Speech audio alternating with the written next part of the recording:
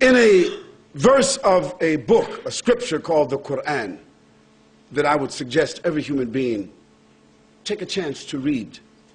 If you can't read it all, read a verse, read a chapter of it. I mean, why not? You watch TV, you got 100, and if you got cable, you got 700 something channels, including those adult channels. If you got a computer, you're surfing the web. But then go to Google or Giggle, whatever search engine you got, and just put in the word Quran. Quran. Yeah, Quran. Just put it in there. I dare you. I'm not telling you to put it in there because of religious purposes. Just put the word Quran in there and see how many hits that you get down there. See how many. And then just click one and just listen. Listen to the Quran. If it's in Arabic, you won't understand it, but just listen to it. And then ask for a translation, and then read it.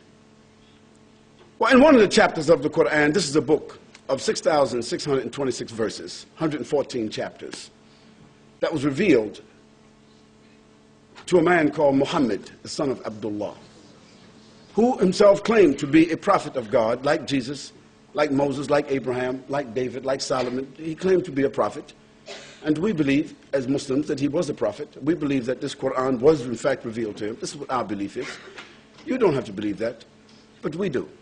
In this book, among other things that I'm going to tell you about this book, there's a verse that says, أعوذ بالله من الشيطان الرجيم بسم الله الرحمن الرحيم تبارك الذي بيده الملك وهو على كل شيء قدير الذي خلق الموت والحياة ليبلوكم أيكم أحسن عملا. Says, glory be to the one in whose hands, whose power there is all the dominion of the heavens and the earth that you and I cannot even imagine. It's established that there is a power, there is a mind, there is an intelligence, there is an authority, there is a sovereignty behind this, what we call the creation. وَهُوَ عَلَى كُلِّ شَيْءٍ قَدِيرٌ. And that power and that sovereignty has all absolute power. Not humans, not governments, individuals or collectively, past, present, future, nothing. We're just sophisticated sperm drops. That's all we are. Sophisticated. But that's where we started out. And in the end, dust to dust, ashes to ashes, that's all we'll be. وَهُوَ عَلَى كُلِّ شَيْءٍ قَدِيرٌ الَّذِي خَلَقَ الْمَوْتَ. It is that authority, that power, it is that mind, that intelligence that has created the heavens and the earth and everything in it, and created death for the humans before giving them life. Think about that. Death was conferred upon us before we were even given life. It was already there, inescapable. When you came into life, you carried with you the imprint on your DNA. You gotta die. That's a ticket that comes with the package. Life, death. But in this particular verse, we usually as humans say life, death, because we're living looking at death, even though we ignore it. But in this verse, it switches it because the one who has given the life says, death, we give you as a gift life. الذي خلق الموت والحياة ليبلوكم أيكم أحسن عملا. In order to see which one of you will be the best in their behavior and in their conduct or their responses. Now that verse gives us the premise of our discussion. That the purpose of life, this small little like that's all it is. We think of it as days, weeks, months, years. We call some of us, what do they call a person who's 100 years old, we call them? A centenarian or something, what's that terminology? Somebody who's 80 years old, we give them different names, but it's just like that. And if you're 60 today, or in my case, 59 in 3 days. Maybe I shouldn't have said that, huh? See, think back. Think back when you were 15 years old, 12 years old, when you were just playing around in the schoolyard at home, doing this and that. You had no problems, and you're thinking about life and all the things you want to do and what you want to be and what you're going to achieve, and your brothers and your sisters and your mother and your father and your house, and no responsibilities, no rent, no bills, no nothing. Think about it. When was it? It was just yesterday. For me, it was just yesterday. Just like that. Where has the time went? What has happened? And now, today, everyone will agree. It seems like the sun rises and sets, and the day is just going like this. You can't even say, what happened? What's today? I said, today is Tuesday. I said, Tuesday, brother, this is Thursday. I said, what happened? It's time.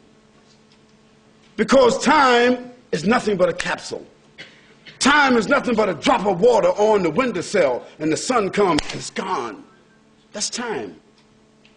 And that's what you and I have been given. We've been given time. And what you're going to do with this here time? No one, no group has come into being on their own. Is anybody here, whatever philosophy that you have, who can say that, well, I came into being on my own? No, you didn't come into being on your own. You didn't decide to come here. You didn't decide to even be here in this life. You were brought into life. You were conceived by your mother. And if some of you think that you were born by some type of immaculate conception, or even you came through some hallway or something, and even test tube babies, even those babies that are born when people are, those mommy families, you know what I'm talking about.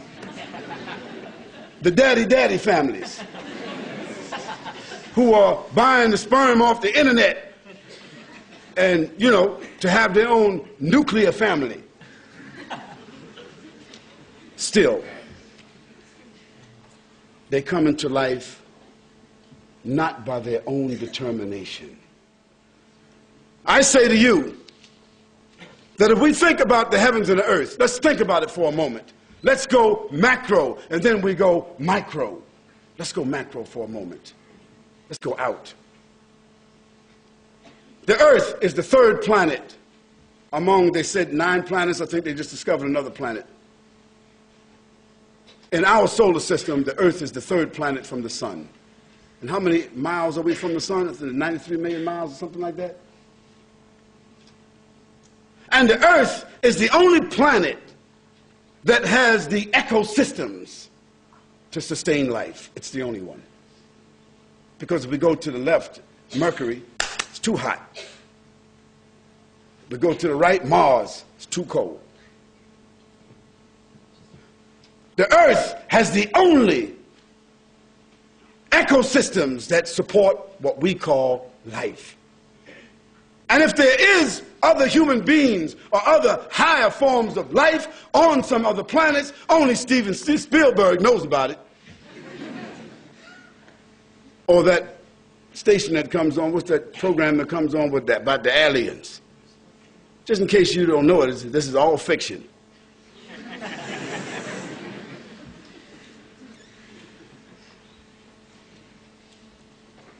And our solar system has a sun, which is a star. And our solar system is dependent upon the energy of that star. It's called the sun. Yet our sun, with all of its brightness and power, it is one of the smaller stars in the Milky Way. Did you know that? One of the smallest. One of the smaller stars in the Milky Way. And the Milky Way itself has 56 billion stars like our sun. And the Milky Way, as a galaxy, is only one of the smaller galaxies in a nebula. Can you imagine this?